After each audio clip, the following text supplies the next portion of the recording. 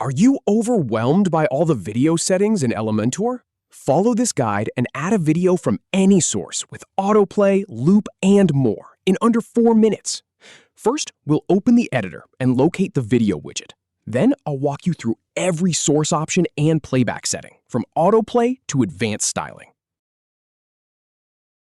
All right, first go to Edit Home with Elementor. Then click on Highlight. Now click on Highlight again. And once more, click on Highlight.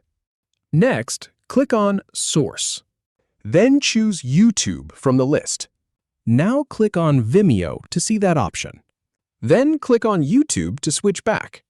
After that, go ahead and click on Daily Motion. Then click on YouTube again. Next, select VideoPress.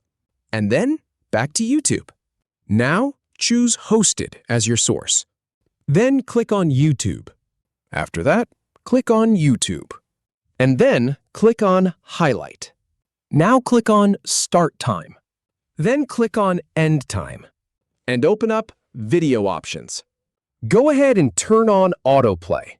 Then enable Mute. Now switch on Loop. And click on Suggested Videos. Finally, click on Style. And then click on Advanced. That's all there is to it.